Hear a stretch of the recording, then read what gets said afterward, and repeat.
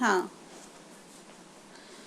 तो पोषण क्या है? पोषण है शरीर में कार्य करता हुआ भोजन। जो चीज़ हम खाते हैं वो हमारे ब्लड में जाकर के एब्जॉर्ब होनी चाहिए, और एब्जॉर्ब होकर के हमारे शरीर में कुछ काम करनी चाहिए, कुछ हमारे काम आनी चाहिए, शरीर को सुचारू रूप से कार्य करने में मदद करनी चाहिए। तो वो तो हुई कोई पोषक तत्व।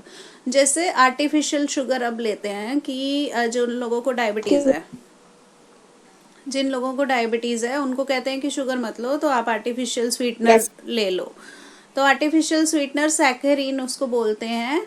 तो वो भी पोषण नहीं है, जो हमारे शरीर में एब्जॉर्ब नहीं हो रहा है, पोषक तत्व नहीं प्रदान कर रहे हैं। जैसे अभी मैंने बताया कि ब्लैक टी या ग्रीन टी भी पोषण में नहीं आएगी। या हम कुछ भी खा रहे हैं, जैसे कहते हैं कि लोह तत्व खाना बहुत ज़रूरी है, तो क्या हम ये जो लोहे के बेंच होते हैं या लोहे का कोई सरिया होता है उसको चूरा करके खाने लग जाएं, या लोहे का कील होता है तो उसको चूरा करके खाने लग जाएं, तो लोह तत्व मिल जाएगा क्या? No ma'am. है ना? तो जो वो हमारी बॉडी में एब्जॉर्ब नहीं होगा, वो हमारे पेट में दर्द करेगा। तो ऐसी कोई भी चीज़, कई बच्चे कंचा गले में चला जाता है, कॉइन चला जाता है, तो वो हमारा भोजन नहीं बन पाता है, क्योंकि वो हमारे एब्जॉर्ब नहीं होता है, उल्टा वो हमें प्रॉब्लम करता है। तो जो हमारे शरीर में कार्य करता हुआ भोजन है वही हमारा पोषण है। स्वास्थ्य है कि हम उसे खाने के बाद कितना स्वस्थ हैं। तो हमने उस दिन क्या डिस्कस किया था कि हम अगर अच्छा खा भी रहे हैं तब भी हम बीमार पड़ रहे हैं। इसका क्या कारण था? बताओ जरा, कुछ याद होगा तो। क्या कारण है उसका?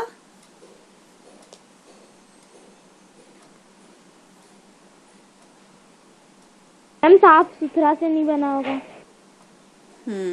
जिन बच्चों ने क्लास उस हेल्दी दिन, चीजें नहीं खा रहे हम। क्या नहीं खा रहे? हेल्दी चीजें। हाँ, हेल्दी चीजें नहीं खा रहे, लेकिन हेल्दी खा रहे हैं तब भी हम बीमार पड़ रहे हैं। क्या कारण है उसका?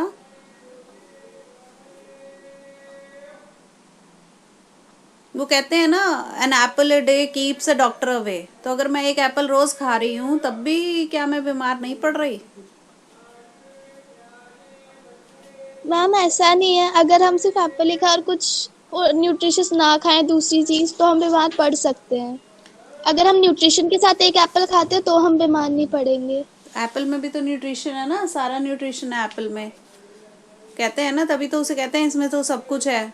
दूध कहते हैं पूरक आहार है। बच्चे को 6 महीने तक सिर्फ दूध ही दूध दिया जाता है, और कुछ भी नहीं दिया जाता, ना पानी ना और कुछ। तो वो पूर्ण आहार है एक तरह से। दूध में सारे पोषक तत्व होते हैं, सिर्फ विटामिन डी और विटामिन सी छोड़ करके। तो क्या सिर्फ दूध पीते रहे हम तो हम बीमार नहीं पड़ेंगे?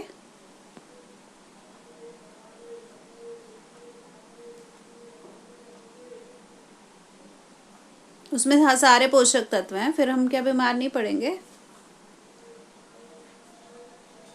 नो मैम, पढ़ सकते क्यों? हैं। पढ़ सकते हैं बीमार। क्यों? आप लोगों को उस दिन का अगर कुछ लेक्चर याद हो जो मैंने बताया था, तो उसमें मैंने बताया था इसका कारण।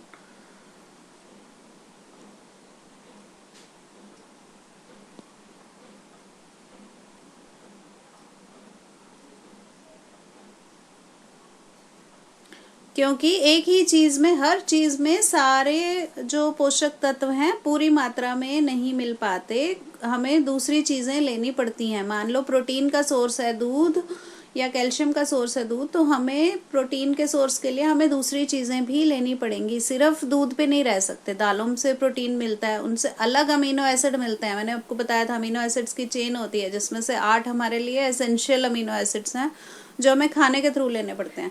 वो 8 के 8 हर चीज़ में तो नहीं मिल पाएंगे, एक ही चीज़ में तो नहीं मिल पाएंगे, तो अलग अलग चीज़ें बदल के हमको लेना होता है।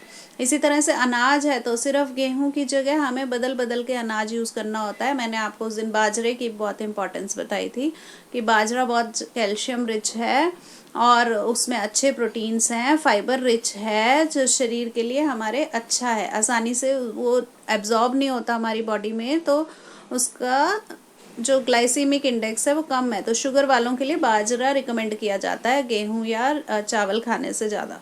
तो हमें बदल बदल करके अनाज या फल या सब्जी, हर ज़रूरी नहीं कि एक ही फल से सब कुछ हमें मिल जाएगा। कि हम तो फल खाते हैं, तो फल में हमारा फेवरेट मान लो केला है, तो सिर्फ केला ही खा रहे हैं, तो हमें बदल बदल के खाना होगा, ताकि जो पोषक तत्व केले में नहीं है वो किसी दूसरे फल में है, वहां से मुझे मिल जाएं।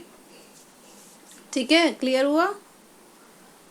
Yes ma'am. और तब हम स्वस्थ रह पाएंगे कि हमने जितनी हमारी रिकमेंडेड डाइटरी अलाउंस हमें आईसीएमआर ने बताई है, उतना हमें ऊर्जा और उतना हमें हर एक पोषक तत्व की अगर हमारी पूर्ति हो जाती है एक दिन में, तो हम स्वस्थ रह सकते हैं, बीमारी से बचे रह सकते हैं।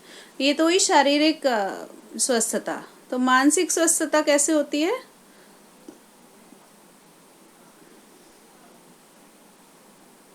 ज्यादा टेंशन नहीं लेने से।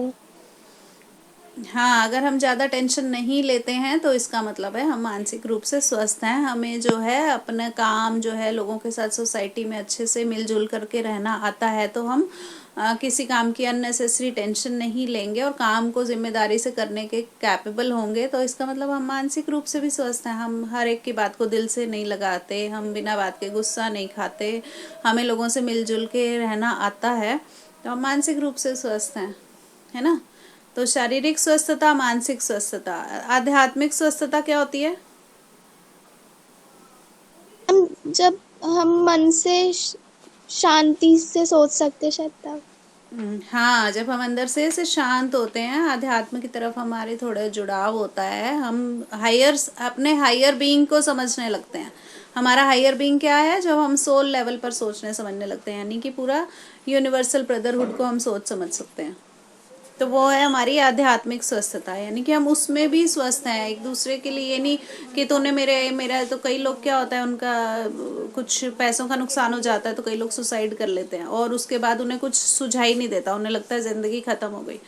तो बहुत लोग जो इन सांसारिक चीज़ों से थोड़ा ऊपर उठ करके सोच पाते हैं, यानी कि वो आध्यात्मिक रूप से भी स्वस्थ है। अब ये मैंने अभी आपको मोटा मोटा बता रही हूँ कि इस चैप्टर के अंदर क्या है। और जो हमारा ये स्वास्थ्य है, स्वास्थ्य तो हमने हो गया। स्वस्थता क्या है? कि हम खा रहे हैं, पी रहे हैं, अच्छा खा रहे हैं। मान लो मैं बदल बदल के भी खा रही हूँ खाने को, फिर भी मुझे कोई ना कोई प्रॉब्लम रहती है। तो ऐसा क्यों होता है?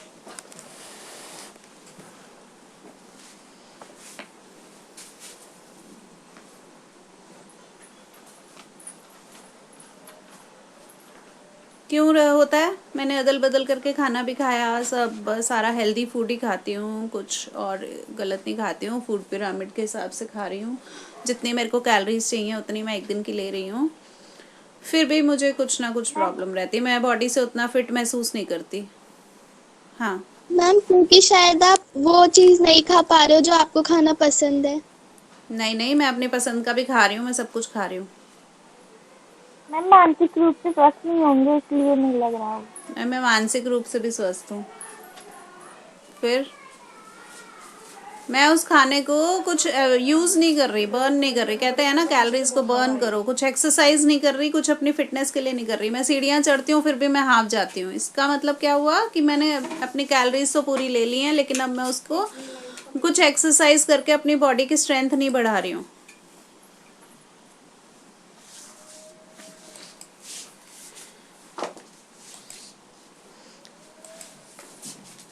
ठीक है, तो यानी कि अगर हम कुछ खा पी रहे हैं, उसके बाद हमको उसको पूरा बर्न भी करना है कि वो बॉडी उसको यूज करे, यानी कि हमारी मसल्स में वो ताकत भी आए। खा भी तो लिया लेकिन कुछ करते नहीं, यूज नहीं करते, बाजू हिलाते ही नहीं, तो क्या होगा? बाजू हिलेगी क्या फिर हमसे? No ma'am. हम सीढ़ियाँ चढ़ने में हाफते हैं क्योंकि हमने उसको करते ही नहीं। यानी कि पूरा खाने पीने के बाद भी हमें जो है एक्सरसाइज अपनी बॉडी में, अपनी लाइफस्टाइल में रखना बहुत ज़रूरी है, ताकि वो खाना जो है ठीक से एब्जॉर्ब हो पाए और यूज़ हो पाए। तब हम कहेंगे कि हाँ, हम बिल्कुल स्वस्थ हैं। अगर मैं हांफने लग जाती हूँ, या मेरी हार्ट बीट बढ़ जाती है थोड़ा सा दौड़ने से, या सुबह देर से उठ रही हूँ, अपनी आइज़ की मेरी कोई एक्सरसाइज नहीं हो रही, नेचुरल सनलाइट नहीं ले रही हूँ, ठीक है, घर के कोई काम नहीं कर रही हूँ, कोई किसी भी तरह की कोई एक्सरसाइज नहीं कर रही। आप लोग अपना एक बैग स्कूल तक लाने में कैसे थक जाते हो? थक जाते हो ना? वो बैग को कितना पतला पतला करके लाते हो। तो अगर आप फिट हो तो आप कुछ किलो का बैग तो उठा ही सकते हो, इसका मतलब तो फिटनेस में कमी है ना। उनको कोई ना कोई चाहिए, या तो जो उनका बैग उठा के लाए, या वो बैग में कम सामान करके लाते हैं बच्चे कि उनसे उठाया नहीं जा रहा। क्यों उठाया नहीं जा रहा? जब खाना पूरा खा रहे हैं तो क्यों एनर्जी नहीं है? क्योंकि उसको एक्सरसाइज नहीं करी, बॉडी को एक्सरसाइज की आदत नहीं है। तो आप अगर बाजू अगर रोज नहीं हिलाई, मैंने इसी पोजीशन पे रख दी, यहीं रख दी, ऐसे ही छोड़ दी, तो अब मैं इसको ऐसे करूंगी 2 दिन के बाद तो ये होगी, जाम हो जाएगी। ऐसे करूंगी जाम हो जाएगी, नहीं होगी। तो दरवाज़ा होता है, अगर आपने बहुत अच्छी लकड़ी का दरवाज़ा लगवाया, बड़े अच्छे उसके अंदर वो नट बोल्ट लगवाए, सब कुछ बहुत अच्छा करा, लेकिन आपने उसे दरवाजे को 4 दिन 5 दिन 6 दिन यूज़ ही नहीं करा, तो जब आप यूज़ करोगे तो क्या वो खुलेगा? नो मैम, मैम टाइट हो जाएगा। टाइट हो जाएगा ना। तो चाहे कितनी अच्छी लकड़ी लगाई थी, कितना ही अच्छा नट बोल्ट लगाया था, उस पर हमने वो एंटी टर्माइट ट्रीटमेंट भी करा था, उस पर अच्छी से वार्निश भी करी थी, सब कुछ अच्छे से चमकाया था, लेकिन जब हमने उसे हफ्ता भर महीना भर यूज़ नहीं करा, तो जिस दिन यूज़ करा तो वो चला नहीं। क्यों नहीं चला? क्योंकि हमने उसके स्वास्थ्य का ध्यान नहीं रखा, हमने उसे यूज़ में नहीं रखा। तो बॉडी को हमेशा यूज में रहना चाहिए। काम को हम अंदर, हमारी बॉडी क्या कहती है? काम करते रहो, चाहे आप कितने अमीर हो जाओ, चाहे आप करोड़ों कमा रहे हो, लेकिन अगर आप बॉडी को यूज नहीं करोगे तो वो वहीं पर जाम हो जाएगी, जंग खा जाएगी। जैसे लोहा होता है, जंग खा जाता है ना, तो वो खराब हो जाएगी। आप सोचो मेरे पास तो पैसा है, मैं क्यों चल के जाऊं, मैं तो गाड़ी में जाऊं, और मेरे को तो कोई सीट से उठा करके बस वहां बिठा दे, यहाँ से उठा के वहां बिठा दे। पैरों का यूज नहीं करेंगे तो जाम हो जाएंगे, दरवाजे की तरह। ऑयलिंग की पूरी ज़रूरत है। जैसे हम मशीन को ग्रीस करते हैं, ऑयलिंग करते हैं, गाड़ी में पेट्रोल डालते हैं और उसमें ऑयलिंग भी करवाते हैं, चेन में, साइकिल में भी करवाते हो, है ना। तो सेम चीज़ बॉडी के साथ है, चाहे आप गरीब हो चाहे आप अमीर हो, काम करना पड़ेगा शरीर को, नहीं तो वो खराब हो जाएगा।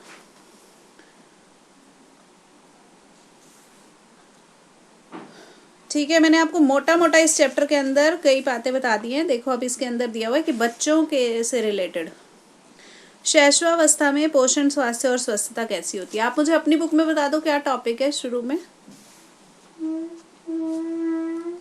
फिर वो उठा लेते हैं आपकी बुक के हिसाब से। शैशवावस्था के दौरान स्वास्थ्य, पोषण एवं स्वच्छता। हाँ ठीक है, मेरे पास भी यही है, शैशवावस्था के दौरान जो पोषण, स्वास्थ्य और स्वस्थता है। तो शैशवावस्था क्या है? 0 से लेकर के वैसे 2 साल तक का बच्चा, लेकिन पहले हम 0 साल के बच्चे के बारे में बात करेंगे। अभी मैंने आपको बताया कि छोटे बच्चे को हम क्या देते हैं? सिर्फ मिल्क, हाँ, दूध, ओनली मिल्क। ओनली मिल्क ही उसके लिए क्या है? संपूर्ण आहार है। तो कौन सा वाला मिल्क लेता है पहला जो पैदा हुआ बच्चा होता है? मम्मी का। हाँ, तो मदर्स मिल्क ही उसको दिया जाता है। माता हाँ, माता का दूध लेता है, तो वही उसको दिया जाता है, और कुछ नहीं दिया जाता। क्यों नहीं दिया जाता? उसका पोषण, उसका स्वास्थ्य और उसकी स्वस्थता बच्चे की किसके अंदर है? मदर्स मिल्क में। बेटा ऐसा क्यों है? बुक भी है आपके हाथ में, आप देख के भी नहीं बता पा रहे, बिना देखे भी नहीं बता पा रहे। सिर्फ मदर्स मिल्क ही क्यों देते हैं? कोई और मिल्क क्यों नहीं देते? जैसे हम पीते हैं बाहर से, डेयरी से लेकर आते हैं, वो क्यों नहीं देते बच्चे को? मैम क्योंकि उनमें क्योंकि उनमें मिलावट हो सकती है, अच्छा नहीं होता है मैम, क्योंकि मैम वो पाउडर मिल्क होता है मैम, इसलिए बच्चों के लिए सही नहीं होता मैम वो मिल्क। हाँ, नहीं पाउडर मिल्क नहीं, दूसरा वाला जो हम डेयरी से लाते हैं। मैम काऊ मिल्क। हाँ, काऊ मिल्क। मैम मिलावट होती है उनमें। मैम उसमें मिलावट होती है थोड़ी। हाँ, अच्छा, थैली वाला मदर डेयरी का वो भी मिलावट होती है। यस मैम, ये मैम प्लास्टिक के कुछ ना कुछ कर तो आ ही जाते हैं, और प्लास्टिक अच्छा नहीं होता। हाँ, अच्छा, मान लो बहुत ध्यान से पैकिंग करी है, प्लास्टिक नहीं आया उसके अंदर, फिर वो नहीं होता मैम बच्चों के लिए। है। मैम बच्चों के लिए मैं पूर्ण आहार नहीं होता मैम, सारी इनको पोषण शक्ति नहीं मिल पाती मैम बाहर के दूधों से। अच्छा, उसमें पोषण पूरा नहीं होता? No ma'am. ओके, और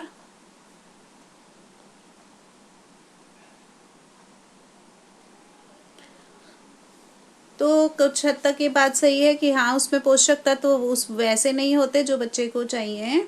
ठीक है। दूसरा जो मदर्स मिल्क होता है वो हल्का होता है। आपने कभी गाय नहीं, बिल्ली वगैरह को, कुत्तों को दूध पिलाया?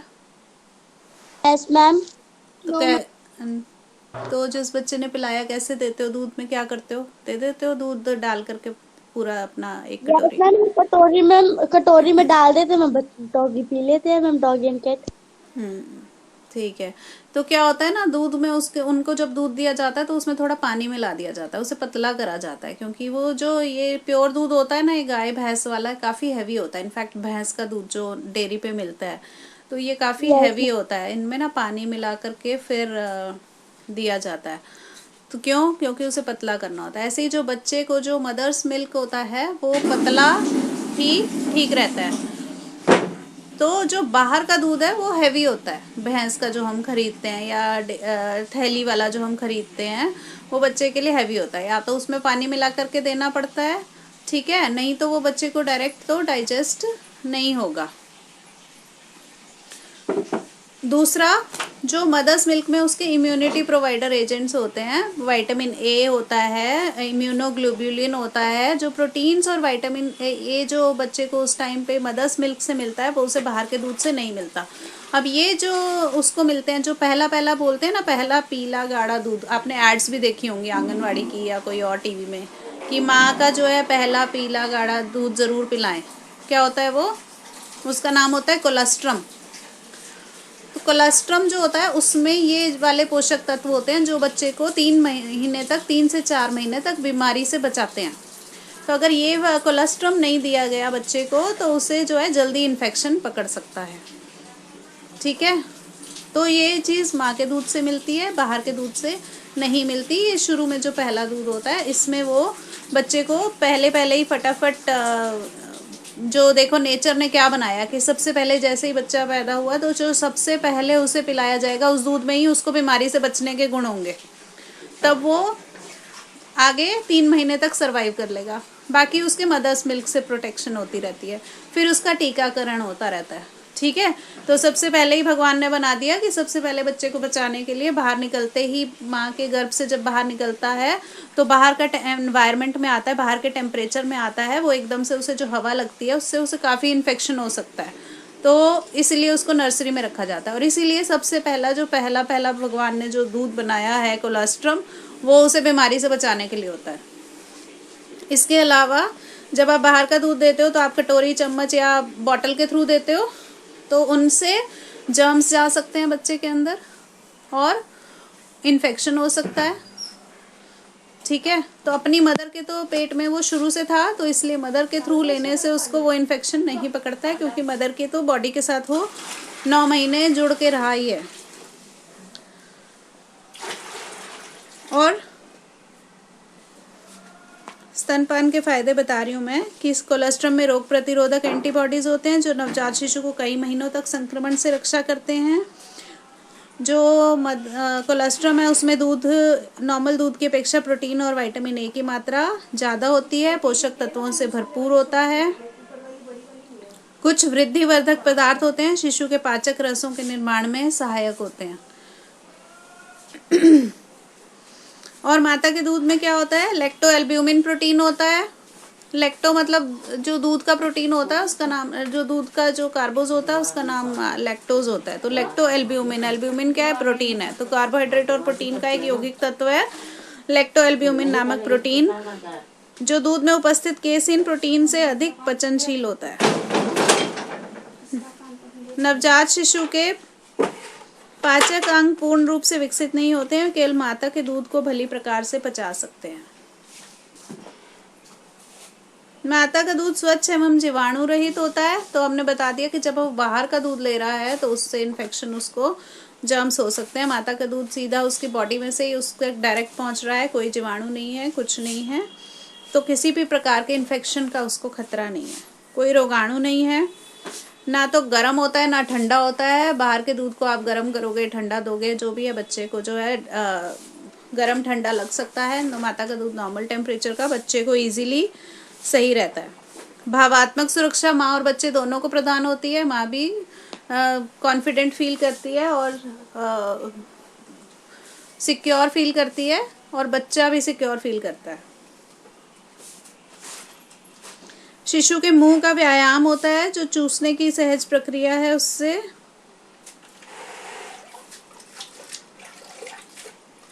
पौष्टिक तत्व का मैंने बता दिया, कोलेस्ट्रम मैंने बता दिया। किसी भी तरह की बाहर के खाने से होने वाली एलर्जी है वो नहीं होगी बच्चे को अगर सिर्फ अपना माता का दूध लेगा तो। और फ्री बच्चे के लिए अवेलेबल है, बाहर से आपको खरीदना नहीं पड़ता है।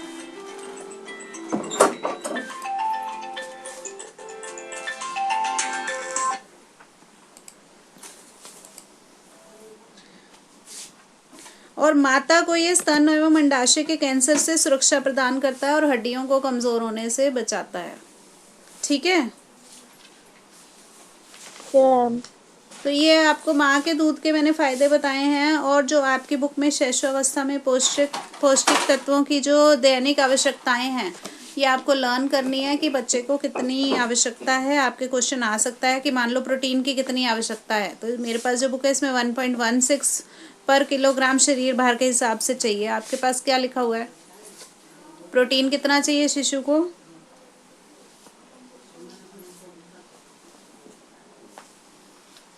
जो एक एडल्ट होता है उसको जो है मैम कम से कम 10%। नहीं, 10% नहीं होता है। एक जो एडल्ट है उसको अपने बॉडी के पर केजी के हिसाब से 1 ग्राम प्रोटीन चाहिए और जो बच्चा होता है उसे 1.5 ग्राम प्रोटीन चाहिए होता है। ठीक है, तो यहाँ पर मेरे पास जो लिखा है 0 से 6 माह का 1.16 किलोग्राम शरीर भार के हिसाब से और 1.69 पर किलोग्राम शरीर भार के हिसाब से। मान लो बच्चा 3 किलो का है तो हर किलो के हिसाब से उसे 1.16 ग्राम प्रोटीन चाहिए। ठीक है, जैसे हम बड़े हैं, मान लो बड़ा है कोई 40 किलो का बच्चा है तो 40 किलो के हिसाब से 40 ग्राम, 1 किलो के हिसाब से 1 ग्राम उसको प्रोटीन चाहिए। तो 40 किलो का है तो 40 ग्राम प्रोटीन उसको चाहिए। ठीक है, तो ऐसे ही जो बच्चा है उसे थोड़ा ज़्यादा चाहिए होता है, उसे 1.5 ग्राम चाहिए होता है पर किलो के हिसाब से। तो 3 किलो का है तो 1 किलो के हिसाब से 1.5 किलो, 2 के हिसाब से 3 किलो और 3 के हिसाब से 4.5 ग्राम उसको चाहिए। ठीक है, तो आपके क्वेश्चन आ सकता है कि बच्चे को कितनी रिक्वायरमेंट होती है पर केजी अपने शरीर भार के हिसाब से। Okay ma'am. तो ये माता का दूध मैंने आपको बता दिया। अच्छा, अभी हम शिशु के बारे में पढ़ रहे हैं ना, तो शिशु के बारे में ही पढ़ लेते हैं। जन्म के समय जिन बच्चों का वजन कम होता है, थोड़ा नॉर्मल वेट के हिसाब से नहीं वो पैदा हुए, थोड़ा कम है उनका वजन, तो उनको क्या होना चाहिए, उनका भोजन में क्या ध्यान रखना चाहिए? हम तो पोषण और स्वास्थ्य की बात कर रहे हैं।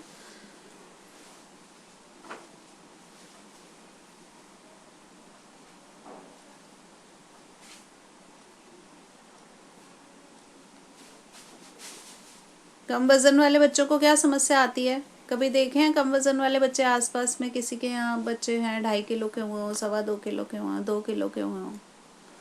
क्या प्रॉब्लम आती है उन बच्चों को?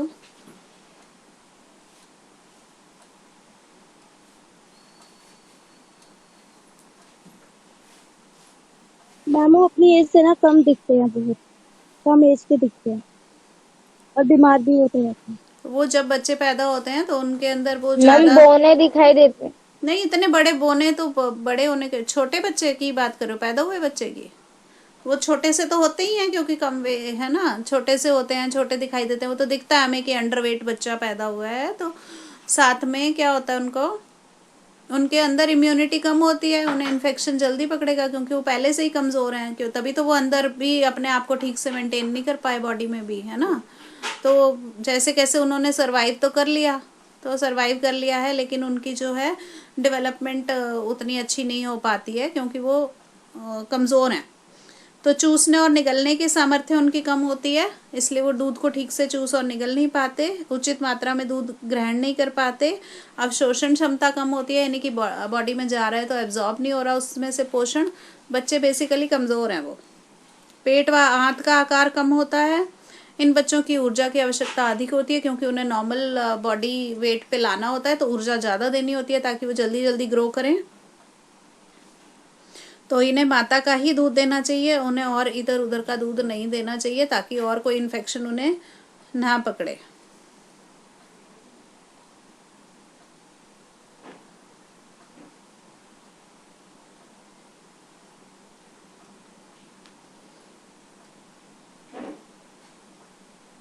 और अगर उनको माता के दूध से भी पूरा नहीं पड़ रहा है और ठीक से वो वेट गेन नहीं कर पा रहे हैं, तब उन्हें साइड बाय साइड एक्स्ट्रा उन्हें दूध दो, क्योंकि कई बार होता है मदर को भी उतना मिल्क नहीं आता कि वो बच्चे की रिक्वायरमेंट पूरी कर पाए, तो उन्हें साइड बाय साइड। और 6 महीने के बाद आपको पता है बच्चे का पूरक आहार शुरू करना होता है। वीनिंग फूड उसे इंग्लिश में बोलते हैं, ठीक है, स्तन्य मोचन भी बोलते हैं इसको, जब हम दूध के अलावा एक्स्ट्रा चीज़ें शुरू करते हैं और बच्चे की दूध पे डिपेंडेंसी को कम करते हैं, तो उसे वीनिंग फूड या स्तन्य मोचन या पूरक आहार बोलते हैं। तो साथ में दूसरा आहार शुरू करना होता है। तो ये ऐसे बच्चे जो कमज़ोर होते हैं, इनका पूरक आहार या दूध जो है साइड बाय साइड दूसरा भी शुरू करना पड़ सकता है, क्योंकि अगर उन्हें माता के दूध से पूर्ति नहीं हो पा रही है तो। ठीक है, ओके। तो आज की क्लास में हमने काफ़ी चैप्टर को जो है मोटा मोटा हमने